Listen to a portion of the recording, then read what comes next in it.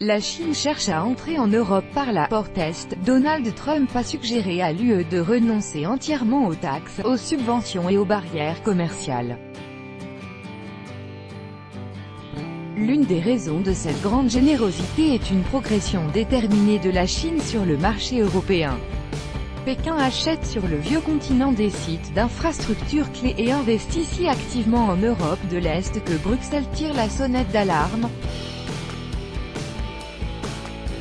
Des achats méthodiques. La Tchéquie, la Hongrie, la Grèce et d'autres pays de l'Europe regardent la Chine avec beaucoup d'espoir.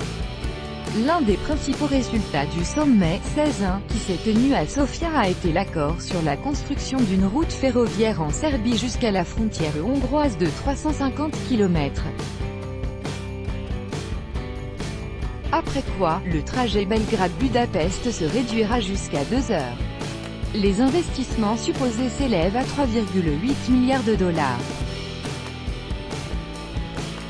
Le problème étant que cela fait partie du super projet chinois, une ceinture, une route, et Bruxelles ne peut pas cacher sa méfiance, et la Commission européenne n'a pas encore approuvé la parcelle hongroise de cette voie ferroviaire.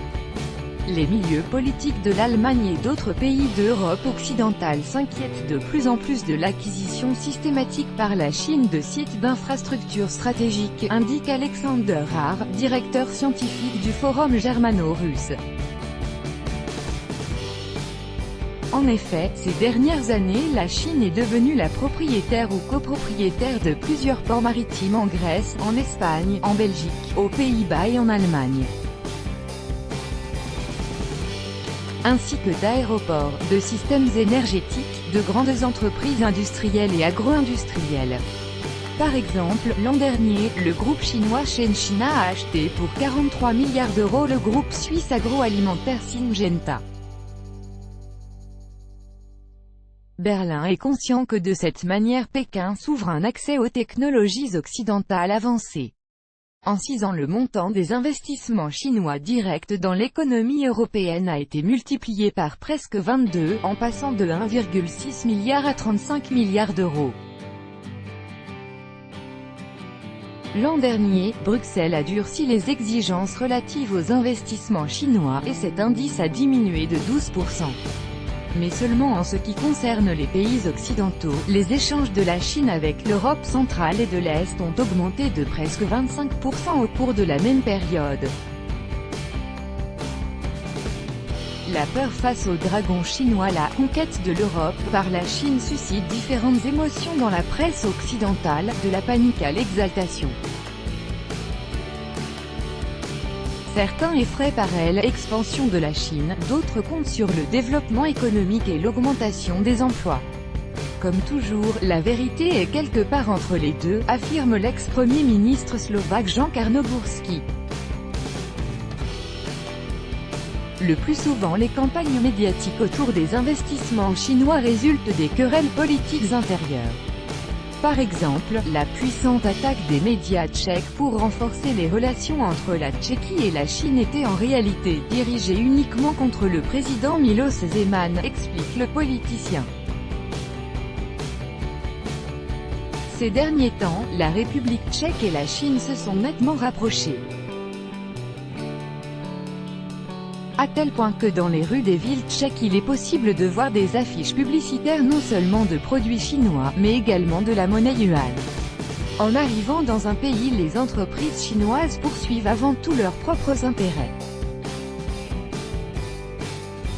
Pour la construction des sites d'infrastructure, les entreprises cherchent avant tout à employer des citoyens chinois, affirme le politologue hongrois Gábor Stier.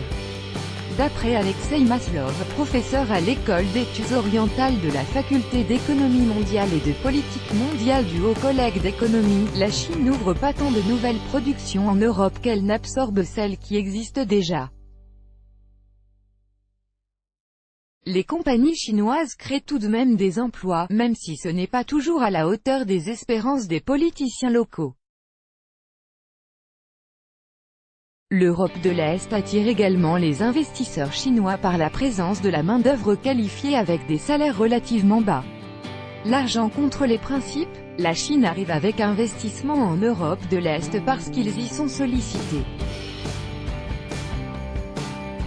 Alors que depuis quelque temps l'Occident ne cherche pas à accroître les investissements dans ses voisins moins aisés. De plus, il évoque sérieusement le concept des « Europe à deux vitesses », séparant les pays prospères des voisins qui ne le sont pas. Sans oublier un autre facteur. L'Europe de l'Est affiche le niveau le plus bas de screening, c'est-à-dire de vérification des sources d'investissement. Par endroits, elle est complètement absente. Or dans les pays occidentaux le screening est minutieux, explique Alexei Maslov. Sachant que les principes d'affaires avec lesquels Pékin arrive en Europe sont très différents de ceux de l'UE. L'attitude désinvolte envers les droits à la propriété intellectuelle, l'admissibilité du copiage de tous les modèles industriels, la fermeture aux investissements occidentaux de la Chine elle-même, ce ne sont que quelques problèmes. L'Allemagne est le protecteur le plus fervent des valeurs d'affaires européennes, et la question est seulement de savoir qui sera plus fort, les principes ou l'argent. Ce sera manifestement l'argent, parce qu'aujourd'hui, quand certains pays renoncent à l'idée de la mondialisation au profit des intérêts nationaux, certains principes généraux passent d'eux-mêmes en arrière-plan en cédant la place au pragmatisme, estime Alexander Haar. L'odeur du yuan début juin, Emmanuel Macron s'est fermement prononcé contre la loi de la jungle dans les relations économiques internationales en faisant principalement allusion à l'activité d'investissement de la Chine en Europe. Le président français a suggéré de durcir le contrôle des grands investissements étrangers dans les pays de l'UE. Il a été soutenu en Allemagne. Il y a 6 mois Paris a signé avec Pékin plusieurs accords commerciaux importants. Il a notamment passé un accord sur la construction de 184 Airbus A320 pour la Chine pour un montant de 18 milliards d'euros. En tenant un discours en Chine, il a appelé la Chine et l'UE à renoncer à la politique du protectionnisme et à ouvrir plus largement les portes pour les échanges économiques. Les paroles sont une chose, mais la Chine poursuit son action en conquérant le marché européen. À cela contribuent plusieurs circonstances, notamment la guerre commerciale déclenchée par les USA aussi bien contre la Chine que contre l'Europe. L'affaiblissement de l'unité européenne à cause du problème migratoire et les contradictions de longue date entre les pays riches et pauvres du vieux continent jouent également en faveur de la Chine. La résistance qu'essaie d'opposer l'Occident à la pression de l'économie chinoise en rapide croissance est probablement temporaire, même si l'argent chinois a une certaine odeur, cela reste de l'argent. Or les riches en ont besoin tout autant que les pauvres.